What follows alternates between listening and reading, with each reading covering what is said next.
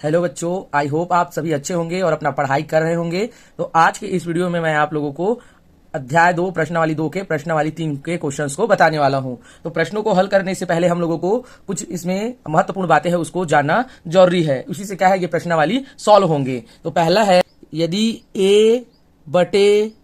A/A2 बराबर B1/B2 एक दूसरे के बराबर नहीं है तो इसमें होगा अद्वितीय हल प्राप्त होगा। कौन सा हल प्राप्त होगा? अद्वितीय हल। अद्वितीय हल प्राप्त होता है। वो कैसे, उदाहरण से समझते हैं। यदि A1 और A2 के जगह में 1/2 है और आपका B1 और B2 के जगह में आपका 1/3 है, तो जो इसके मान है इसमें 1/2 है और इस वाले में क्या है, 1/3 है। तो दोनों बराबर नहीं है, तब कौन सा हल होगा? आपका अद्वितीय हल होता है। ठीक है, अब यहाँ पर जब दो बराबर नहीं हुआ तो तीसरे का यहाँ पर क्या है, बात होगा ही नहीं। ठीक है, मान लिया अगर ये 1/2 भी होगा तो भी ये कौन सा हल होगा? आपका अद्वितीय हल होगा। ठीक है, जब A1/A2 बराबर नहीं होता है B1/B2 के, तो कौन सा हल होता है? अद्वितीय हल होता है। अब दूसरा कंडीशन देखते हैं। यदि A1/A2 बराबर हो B1/B2 का पर बराबर नहीं हो C1/C2 का, तो यहां पर क्या है, कोई हल प्राप्त नहीं होगा। कोई हल प्राप्त नहीं होगा। कोई हल प्राप्त नहीं होता है। ठीक है, तो जैसे आपका A1 और A2 के जगह में अगर 1/2 ही उदाहरण लेते हैं और आपका B1/B2 में यहाँ पर 1/2 रहेगा, किंतु यहाँ C1/C2 का मान 1/3 या 1 क्या हो जाए, 4 हो जाए। तो इस स्थिति में दो बराबर है और तीसरा क्या है, आपका अलग है। तो कौन सा हल प्राप्त होगा? हमें कोई भी हल प्राप्त नहीं होगा इससे। तीसरा कंडीशन देखते हैं इसमें। यदि तीसरा कंडीशन में तीनों क्या हो, आपका बराबर हो। A1/A2 बराबर है B1/B2 का और बराबर है C1/C2 का, तो ये कौन सा हल होगा? अंतः अनेक हल। तो यहां पर बोल सकते हैं हम अनेक हल प्राप्त होगा। अनेक हल प्राप्त होगा या प्राप्त होते हैं, ऐसे में प्राप्त होते हैं। ठीक है, जैसे इसमें क्या है, आपका 1/2 बराबर 1/3 बराबर 1/3, तीनों का मान क्या है, आपका बराबर आए, तो ये है आपका अनेक हल प्राप्त होते हैं इसमें। इसी से क्या है, पूरा प्रश्नावली के क्वेश्चंस सॉल्व होंगे। चलिए प्रश्नावली 3 के क्वेश्चंस को सॉल्व करते हैं। तो पहला क्वेश्चन है, दर्शाइए कि निम्नलिखित समीकरण निकाय का एक अद्वितीय हल है। इसमें हमको क्या करना है, एक अद्वितीय हल है करके बताना है। ठीक है, इसमें 2 समीकरण दिया गया है, इसमें हमें क्या करना है, समीकरण निकाय से इसकी क्या करना पड़ेगा, तुलना करना पड़ेगा। तो चलिए समय न गंवाते हुए इसके प्रश्नों को सॉल्व करते हैं। तो इसमें सबसे पहले आपको इसके हल में हमको दिया है करके बोलना पड़ेगा। तो यहाँ पर ये हमारा प्रश्न है, तो इसको हम हल करेंगे जब, तो लिखेंगे दिया है। तो प्रश्नों को उतारेंगे तो हमको दिया है 3x + 5y = 12 और यहाँ पर 5x + 3y = 4। इसको हम क्या मानेंगे, समीकरण 1 मान लेंगे और इसको हम क्या करेंगे, समीकरण 2 मानेंगे। अब इसको क्या है, आपको एक समीकरण निकाय से इसको पहले क्या करेंगे, तुलना करेंगे। तो हमारा समीकरण निकाय का जो सूत्र होता है वो होता है A1x + B1x बराबर y बराबर क्या होता है, आपका C1 होता है, और दूसरा निकाय होता है हमारा A2x + B2y बराबर C2। अब क्या करते हैं, हम इसको भी हम समीकरण नाम दे देंगे। इसको तीसरा समीकरण दे देंगे नाम और इसका क्या करेंगे, चौथा समीकरण नाम दे देंगे। तो इसको क्या करेंगे, एक समीकरण को 3 से तुलना करेंगे और दूसरे समीकरण को चौथे समीकरण से तुलना करेंगे। तो यहां पर हम लिखेंगे समीकरण 1 की तुलना समीकरण 3 से करने पर तो चलिए करते हैं। तो क्या होगा, ये x कट जाएगा, y से कट जाएगा और आपका C1 का वैल्यू क्या आ जाएगा, 12 आ जाएगा। तो यहां पर हम बोल सकते हैं A1 बराबर 3 B1 बराबर 5 और C1 बराबर क्या हो जाएगा आपका 12 हो जाएगा। उसके बाद हम फिर बोलेंगे समीकरण 2 की तुलना समीकरण 4 से करने पर, तो यहां पर बोलेंगे हम समीकरण 2 की तुलना समीकरण 4 से करने पर। ठीक है, तो हमारा समीकरण 4 है a2 और x प्लस b2 y बराबर c2। तो इनमें x आपस में क्या हो जाएंगे, कट जाएंगे। तो a2 का जो वैल्यू आ जाएगा वो आ जाएगा आपका 5 और b2 का वैल्यू आ जाएगा आपका 3 और c2 का वैल्यू आ जाएगा आपका 4 आ जाएगा। ठीक है, अब हम यहाँ पर क्या बोलेंगे, हम यहाँ पर लिखेंगे कि a1 बटे a2 बराबर क्या करेंगे, b1 बटे आपका b2 बराबर c1 बटे c2। तो इनके मानों को यहां पर हम क्या करेंगे, रखेंगे। तो a1 और a2 का जो मान आया है वो क्या आया है आपका, a1 का मान आया है 3 बटे 5 और आपका b1 और b2 का जो मान आया है आपका वो आया है आपका 5 बटे 3 आया है और C1 और C2 का जो मान आया है वो आया है 12 बटे 4 आया है। ठीक है, तो यहां पर ये कट जाएगा, 4 एकम 4 और 4 तिया 12 कट जाएगा। और यहां पर A1 A2 और B1 B2 क्या है, बराबर है क्या, नहीं है। तो हम यहां पर बोल देंगे A1 A2 के क्या है, बराबर नहीं है। अतः क्या हो जाएगा ये, अतः समीकरण निकाय का यह अद्वितीय हल है। हम यहां पर बोल सकते हैं स्पष्ट है, या हम यहां पर आंसर लिखेंगे अतः समीकरण निकाय का एक अद्वितीय हल है। ठीक है, तो आप इसको चाहोगे तो इसको डायरेक्ट कर सकते हो, A1 और B1 C1 इसको A2 और B2 C2 करके, उसके बाद आप डायरेक्ट ये वाला रख करके मान को और इसके मानों को रख करके आप देखेंगे अगर तीनों बराबर हुआ तो आपको अनेक हल है। अगर A1 और ये B1 वाला अगर बराबर हुआ ये वाला, तो आपका कोई भी हल प्राप्त नहीं होगा वाला है। और अगर दोनों ही बराबर नहीं है, पहला और दूसरा ही बराबर नहीं है, तो कौन सा हल होता है, वो अद्वितीय हल होता है। तो इसके प्रश्न ये कुछ इस टाइप के बनते हैं, ये ज्यादा बड़ा में पूछा नहीं जाता है, ये लगभग 2 से 2 नंबर का ही आसपास में ये प्रश्न आते हैं।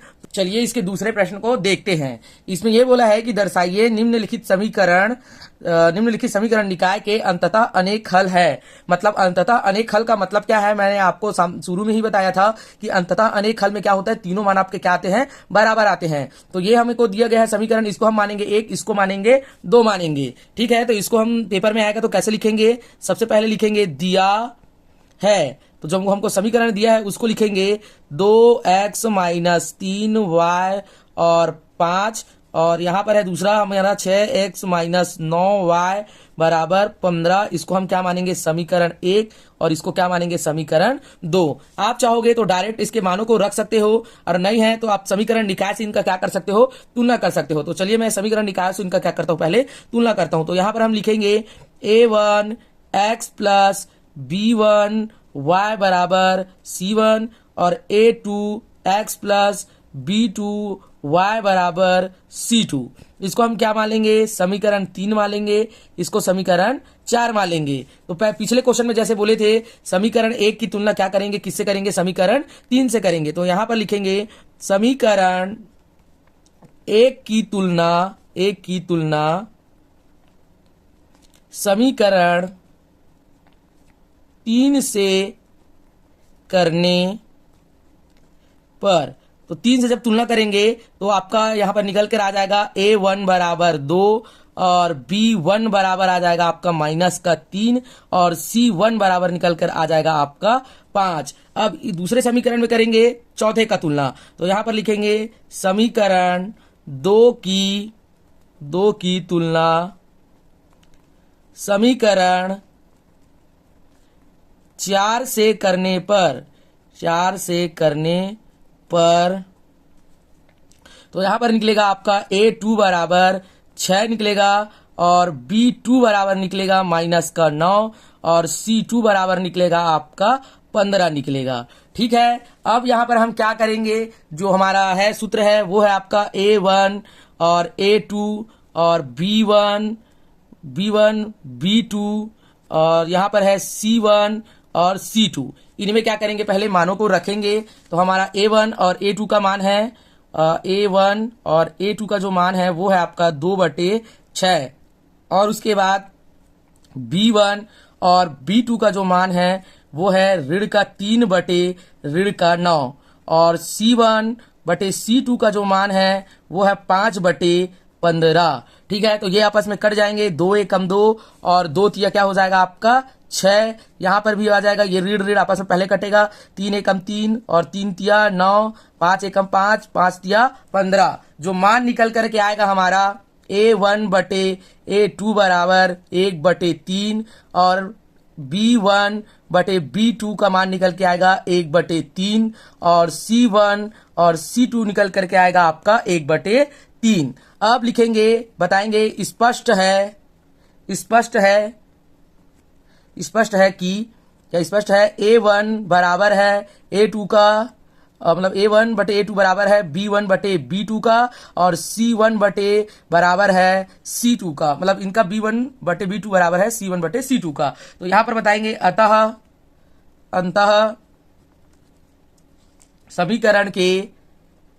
समीकरण के अंततः अनेक हल है, अंततः अनेक हल है।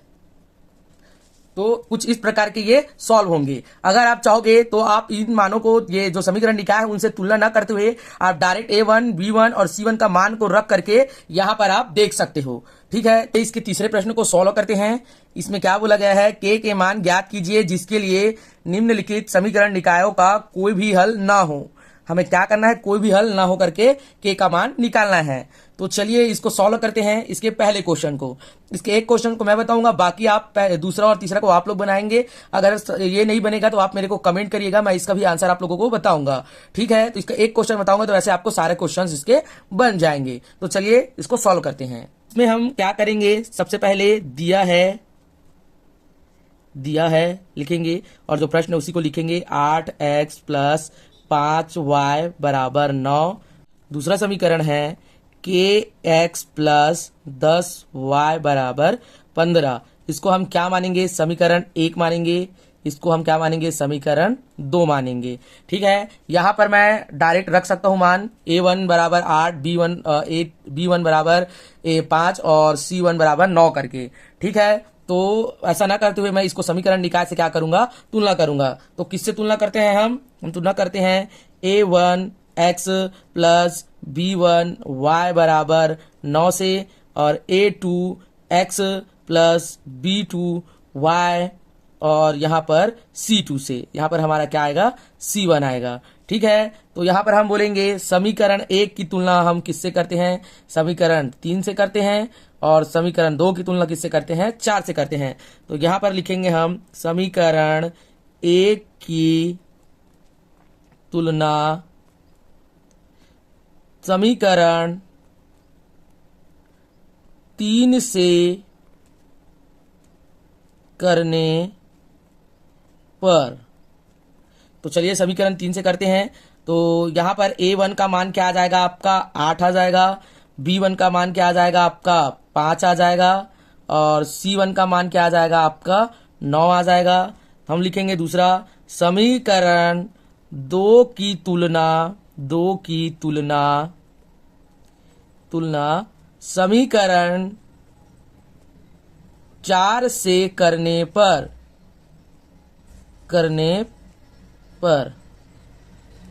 यहां पर A2 बराबर आपका ये x कट जाएगा तो यहां पर k निकल जाएगा।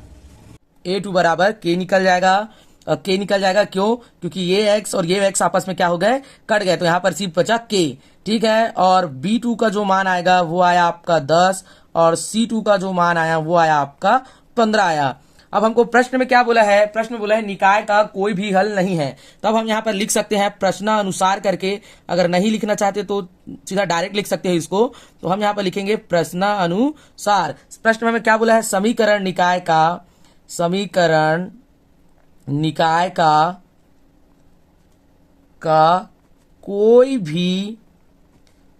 भी हल नहीं है, कोई भी हल नहीं है। तब क्या करेंगे, हम जानते हैं कि कोई भी हल नहीं है मतलब आपका दो हल बराबर रहता है, a1/a2 बराबर b1/b2। c1 इनसे क्या हो जाता है, अलग हो जाता है। तो यहां पर हम बता देंगे a1/a2 बराबर है b1/b2 का और बराबर नहीं होता c1/c2। तो इनके मानों को रखते हैं। a1 का जो मान आएगा आपका कितना आएगा, 8 है, और a2 का मान कितना है आपका k है, बराबर b1 का मान कितना है आपका 5 और b2 का मान कितना है आपका, ये आपका है 10। ठीक है, अब यहाँ पर c1 और c2 का मान है 9 बटे कितना है आपका 15 है। तो ये क्या है, बराबर नहीं है। तो आप हम इन दोनों को लेकर के आगे बढ़ेंगे k का, क्योंकि हमको मान निकालना है। तो यहाँ पर क्या होगा, इस 10 का इसके साथ गुणा हो जाएगा और k का इसके साथ गुणा हो जाएगा। तो यहाँ पर हो जाएगा 8 गुणा 10 और k गुणा क्या हो जाएगा 5 हो जाएगा। अब क्या करेंगे, k को यही रोकेंगे और 5 को उधर क्या करेंगे, पक्षांतर कर देंगे। तो 8 गुणा 10 बटे ये हो जाएगा आपका 5। तो 5 एकम 5 और 5 दूनी क्या हो गया आपका 10 हो गया। ठीक है, तो k का मान कितना आया, यहाँ पर k का मान आया आपका 16 आया। 5 दूनी 10 और 8 दूनी कितना हो जाएगा, यहाँ पर 16 हो जाएगा। k का मान आ गया आपका 16 आ गया। तो यहाँ पर हम बोल सकते हैं अभीष्ट मान k का, अभीष्ट मान k बराबर कितना आया, 16 आया। देखिए अगर हम इसको सॉल्व करेंगे, अब k के मान को रखेंगे 8/16 रखेंगे बराबर 5/10 रखेंगे। तो ये 8 एकम 8 और 8 दूनी क्या हो जाएगा 16 और ये हो जाएगा 5 एकम 5 और 5 दूनी 10 हो जाएगा। तो 1/2 बराबर 1/2 आया। लेकिन आपका जो तीसरा मान था 9/15 वो नहीं कट रहा है। ये कट जाता है 3 × 9 और 3 × 5 = 15, उससे ज्यादा नहीं करता। तो हमको वैसे भी बोला था समीकरण निकाय का क्या है, कोई भी हल नहीं है। तो इससे क्या होता है, प्रूव होता है। तो हमें यहाँ पर k का मान पूछा था, तो k का मान आया आपका 16। तो ठीक है, अब इसके चौथे प्रश्न को सॉल्व करते हैं। निम्नलिखित समीकरण निकायों के एक अद्वितीय हल के लिए k का मान ज्ञात कीजिए। अद्वितीय हल आपको मैं शुरू में ही बताया था, a1/a2 बराबर नहीं रहेगा आपका किसके, b1/b2 का। तो ये क्या होता है, आपका अद्वितीय हल होता है। ठीक है, तो इनको क्या करते हैं, सॉल्व करते हैं। हम पहले के चौथा को सॉल्व करते हैं। इसमें सबसे पहले हम बोलेंगे दिया है, तो जो समीकरण हमको दिया रहेगा उसको लिखना है। तो दिया है kx + 2y बराबर 5 और यहाँ पर दिया हुआ है 3x + y बराबर क्या दिया हमको 1 दिया हुआ है। अब समीकरण निकाय से इसका क्या करेंगे, तुलना करेंगे। तो हमारा समीकरण निकाय है a1x + b1 y बराबर c1 और यहाँ पर है a2x + b2 y बराबर c2। इसको क्या मानेंगे हम, समीकरण 1 मानेंगे, इसको समीकरण 2 मानेंगे, इसको मानेंगे हम लोग समीकरण 3 और ये वाला आपका रहेगा समीकरण 4 रहेगा। तो जैसे पिछले क्वेश्चन पे हम लिखते आए हैं वैसे लिखेंगे, समीकरण 1 की तुलना समीकरण 3 से करने पर। तो यहां पर लिखेंगे समीकरण 1 की तुलना समीकरण 3 से करने पर, ठीक है। तो चलिए तुलना करते हैं। तो यहाँ पर a1 के जगह में क्या आ जाएगा, आपका k आ जाएगा और b1 के जगह में आ जाएगा आपका 2 आ जाएगा और c1 के जगह में आपका आ जाएगा 5 आ जाएगा। ठीक है, अब इसके बाद a2, अब यहाँ पर करेंगे समीकरण 2 की तुलना करेंगे। तो यहाँ पर लिखेंगे समीकरण 2 की तुलना समीकरण किससे करेंगे, यहाँ पर 4 से तुलना करेंगे, 4 से करने पर। ठीक है, तो 4 से करेंगे तो यहाँ पर a2 का जो मान आएगा वो आ जाएगा आपका 3 और आपका b2 का जो मान आएगा y है, ये y कट जाएगा तो यहाँ पर 1 बचेगा। तो b1 का मान आया 1 और आपका c1 का जो मान आया है, c2 का जो मान आया वो भी आपका क्या आया, 1 आया। तो हमको क्या बोला है इस प्रश्न में, ये अद्वितीय हल है। तो हम बोलेंगे यहाँ पर प्रश्नानुसार। तो प्रश्नानुसार क्या बोला है हमको, समीकरण निकाय का समीकरण निकाय का क्या है, एक अद्वितीय हल है। अद्वितीय हल है। अद्वितीय हल। अद्वितीय हल हो तो क्या होता है भाई, अब यहाँ पर A1 और A2 और बराबर B1 B2 और बराबर C1 C2। अद्वितीय हल बोल दिया तो ये C1 और C2 का क्या है, जरूरत ही नहीं है, क्योंकि A1 बराबर नहीं होता है A2 का। तो चलिए मानों को रख करके देखते हैं। A1 का मान क्या आया है, आपका K आया है, और A2 का मान क्या आया है, 3 आया है, और आपका बराबर नहीं है क्या, B1 क्या है आपका 2 है, और ये आपका क्या है 1 है। ठीक है, अब इसको हम क्या करेंगे, आगे हल करेंगे, क्योंकि हमें क्या है, के का मान निकालना है। तो यहाँ पर के का गुणा हो जाएगा 1 से, तो के ही आएगा, और ये आपका 3 दूनी क्या हो जाएगा, 6 हो जाएगा। तो अगर हम के का मान रखते हैं, के का मान क्या करेंगे, हम रखेंगे। यहाँ पर क्या है, के का मान आपका 6 आया। तो देखिए अगर हम यहाँ पर 6 अगर मान रख देंगे तो ये क्या होगा, 3 एकम 3 और 3 दूनी क्या हो जाएगा, 6 आ जाएगा। मतलब के का मान क्या है, बराबर नहीं आया, क्योंकि हमें यहाँ पर क्या ज्ञात करना था, अद्वितीय हल ज्ञात करना था। तो के का मान क्या आया, यहाँ पर 6 आया। तो कुछ इसके हल इस प्रकार से बनेंगे। ठीक है, इसके आगे के प्रश्नों को नेक्स्ट वीडियो में मैं डालूंगा। अगर आपको किसी प्रकार का अगर डाउट होगा तो आप मुझे कमेंट करिएगा, तो नेक्स्ट वीडियो में मैं उसका क्या करूंगा, निराकरण कर दूंगा। और अगर मेरा वीडियो आपको अच्छा लगता होगा तो जरूर लाइक करिए, कमेंट करिए, और अपने दोस्तों के साथ में शेयर करिए। Thank you.